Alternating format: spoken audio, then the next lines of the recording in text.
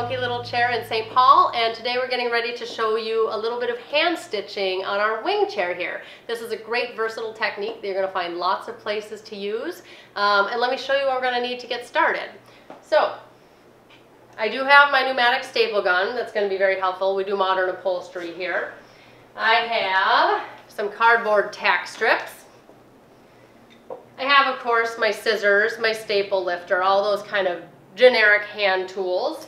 And then I have a few things specific to our hand stitching. We have pins.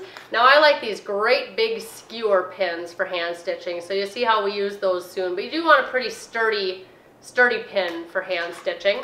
I also have, this is hand stitching weight thread, which is a nylon thread, and it's kind of heavy. It's waxed, so it's going to work really well for what we're doing with it. If you don't have this, you can use an upholstery weight machine thread, but it's going to slip on you and tangle a lot more. So if you can get your hands on hand stitching thread, that's a much better product for the job.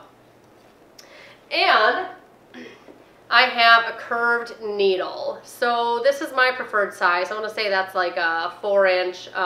You might like something a little smaller, but I just have an easier time hanging on to a larger needle for hand stitching. So that's the one that I'm going to use. And my wing chair is all prepped up to go. You can see I have burlap on here to support my padding. I have welt cord run along the edge that we're going to hand stitch. Hand stitching, you don't have to have a welt cord, but it really does work best with a welt cord along there. It's going to be easiest for us to teach. So let's go ahead and get started. This is stapled in here.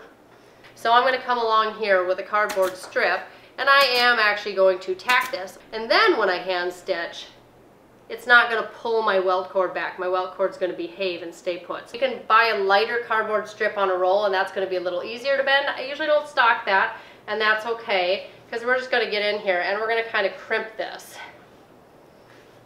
with our hands, just so that that will come around our curve and hopefully stay tight to our welt cord.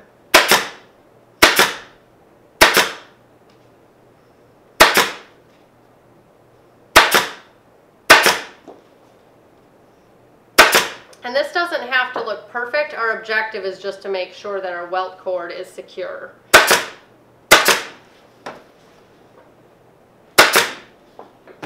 So the next thing that we're going to need is padding. You could use cotton, you can use synthetic cotton. On my outsides, we usually just use a polyester batting. So we need that to come just around the sharp edges of our frame here and here, where our arm and our back are going to come in. And then up here, we want to run that pretty close to our welt cord. So let me just show you how we're going to get this prepped up. So this we just want to get secure, enough to hold that in place. On the back, I'm just going to trim, so again, I just have a little bit to go around my edge. And here.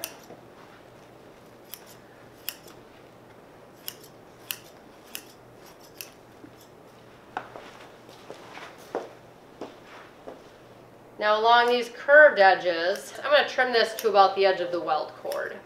It doesn't have to be exactly perfect right now, because what I'm going to do is that I'm going to roll this and staple that, I think. And some upholsterers would prefer to glue, which is absolutely fine.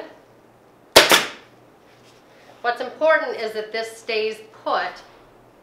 We're going to bring our fabric over and stitch it into place. So I just want to make sure that my whole wing is padded and that I don't have a bunch of stuff sticking out in my way.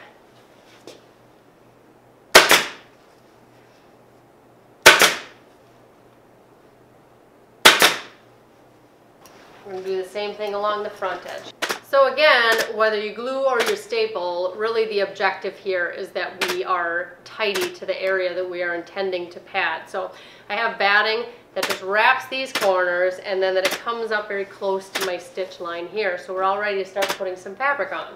So one thing I really like about hand stitching, and a place where I would elect to use this over ply grip or some other options, is if I have a pattern to match, because this is going to give me just exquisite control over positioning my fabric. So if I have a plaid or a big floral that needs to be lined up, this is going to be an excellent technique for that. Now, we're not matching anything today, so it's a non-issue, but just so you know, that's a lot of times when I'm going to reach for my curved needle instead of my ply grip.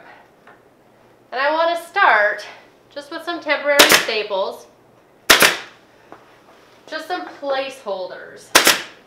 It's going to be easy for me to come back later and re-anchor these edges, but for right now, I really want to focus on that curved section where we're going to be stitching. So I have lots of extra fabric here, and I want to come back and I want to trim this, so that we have, oh, let's say maybe about 1 inch to turn under. So I'm just roughly cutting, not too roughly, and then I'm going to come back in. I like to start up here at my corner, and I'm going to start turning this. And here come my big giant skewer pins. Then I'm going to pin this right into place. And this is going to take a lot of skewer pins, and it's going to take a lot of patience. So this is a great technique for hobbyists, actually. I mean, it's great for professionals, absolutely. But it's a great one for hobbyists where you may have a little bit more time than you do specialized equipment, or, you know, if you're not ready to buy a whole roll of ply grip. Hand stitching is just such a great high-end premium technique. The only real drawback to it usually is just that it takes more time. And so you can see, if I was trying to line something up, that I could be putting it exactly where I wanted it and just pinning it into position. And it really is, if you're not in a rush, it can be kind of meditative. So I'm going to make my way around, just tucking and pinning my whole edge together. All right, we are all pinned in. I'm going to put one last guy down there.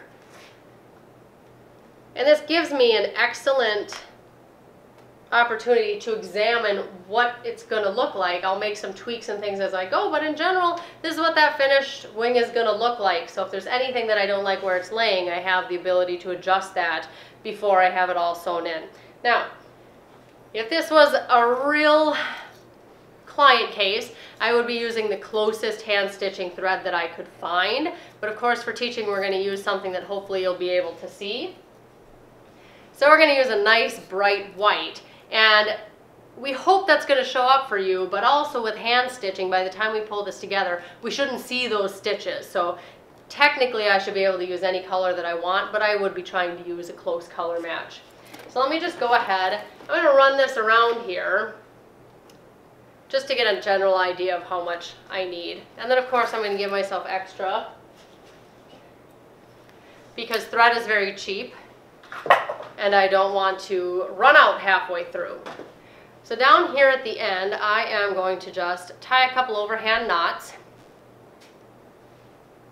And when I start, I'm just going to look for a sneaky place to get behind here and come through back to front. Come on, and this is a place to be persnickety, hand stitching. Very tedious, but in a good way, So once I yank that, that should anchor my knot behind. Then I'm just going to come along, I'm going to take out my first pin. And you can see right now, we usually just say hand stitching or blind stitching. It's called a ladder stitch. I think it has a few other names, but let's walk you through a few stitches here so you can see what we're up to. What I'm going to do is come across and take about a 1/2 inch stitch into my welt cord. And this is where you can see sometimes people like a smaller needle so they can take a very delicate stitch. I like that bigger needle. It just is easier for me to hang on to. And I only need to take, about a 1/2 inch stitch. They don't need to be super teeny tiny. This is a heavy fabric and it's gonna hold its own. So I have a 1/2 inch stitch into the welt cord, and I'm going just past my stitch line because that's where I want to cover to. And that should pull these guys together. Then I'm going to come back to my wing fabric. Of course, I'm working across it, which is not ideal, but we want you guys to see. See if I can get a little 1/2 inch in my folded fabric. There we go.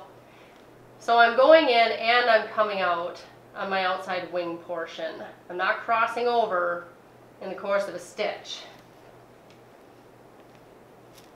Let me go back over here, and I'll take a 1/2 stitch into my welt cord.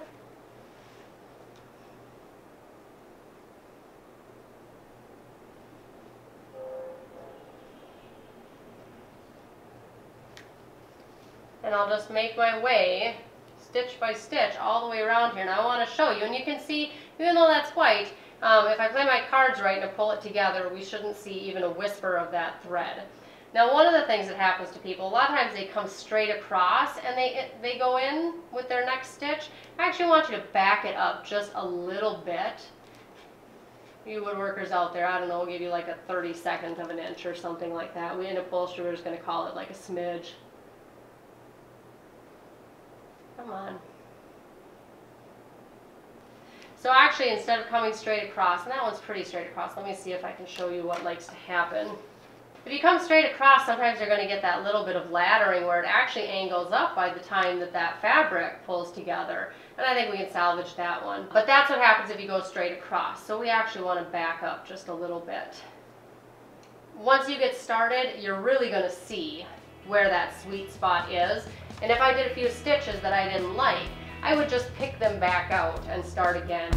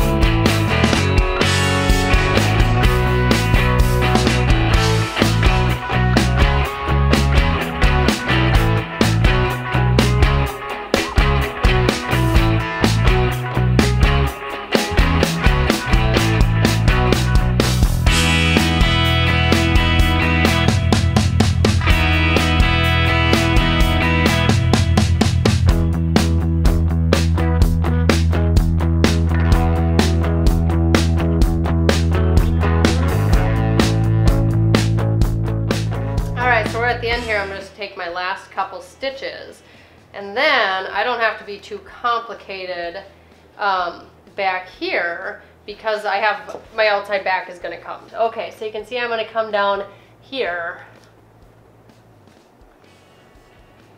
and just make another knot, or I could staple it, but I just want to secure that back here where it'll be covered up on my next layers. No problem.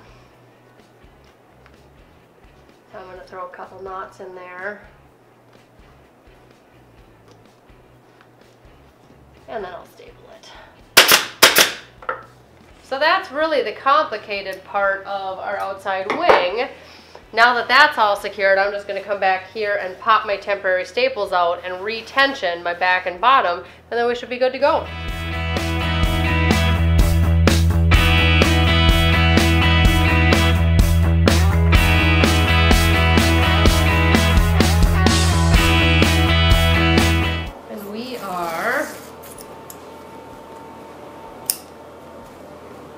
Done with that wing.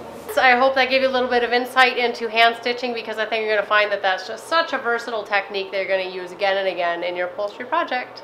Thanks.